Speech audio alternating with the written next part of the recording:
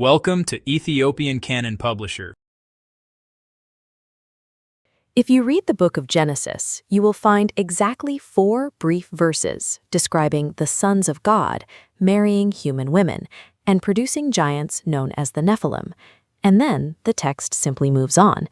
The traditional explanation suggests this was merely a description of sinful human behavior, but this sanitized version fails to explain why the entire world had to be destroyed by a global flood. This detailed history was once widely read by the earliest Christians, but it was systematically removed by early church councils. They needed a simplified version of sin that required their specific political and religious authority to manage. While Europe censored these texts, the Ethiopian Orthodox Church remained geographically isolated. Deep in these mountains, Ethiopian monks protected an expansive biblical canon that the rest of the world erased. This tradition safeguarded unique manuscripts like the Book of Enoch and the Book of Jubilees in their complete forms, written in ancient Ge'ez script.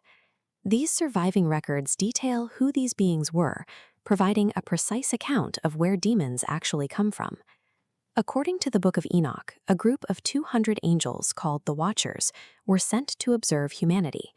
Led by figures named Samiaza and Azazel, they descended to Mount Hermon and made a sworn pact to take human wives.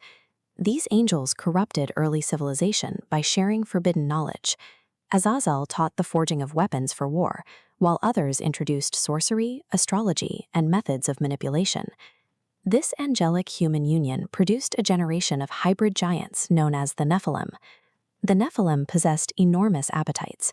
When humans could no longer produce enough food, these giants turned against humanity and eventually began practicing cannibalism among themselves.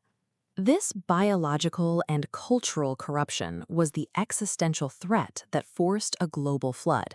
It was an intervention to cleanse an earth that had been physically altered by these hybrids.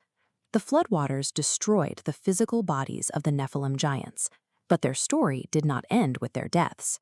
Born of immortal angelic spirit and mortal human flesh, their spirits could not simply die.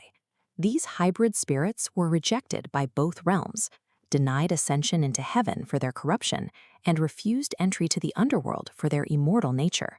The Book of Enoch explains these trapped, wandering ghosts of the giants are the entities we identify as demons. This reveals that demonic forces are not fallen angels from the heavenly rebellion, but rather the earthbound, corrupted ghosts of the Nephilim. The Book of Jubilees records that after the flood, Noah realized these spirits were still attacking his grandchildren. He sought divine intervention to remove them from the earth. While God intended to bind all these spirits, a figure named Mastema requested that a portion remain free to test the righteousness of humanity. A compromise was reached.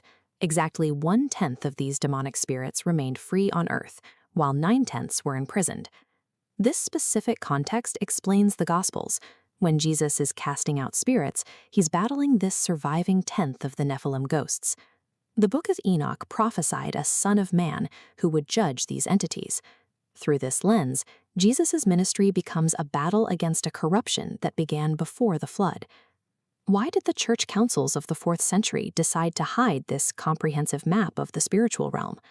If believers understand the origins of demonic activity and their own access to divine mysteries, they no longer need to rely on a political church institution to mediate their spiritual lives. You no longer have to rely on an edited version of history. Because the Ethiopian tradition survived, these ancient texts are still accessible today. You can find these unedited texts in the Ethiopian Canon Library. Go to bibledetails.com/start to access Volume 2b, which contains the full text of both 1 Enoch and the Book of Jubilees.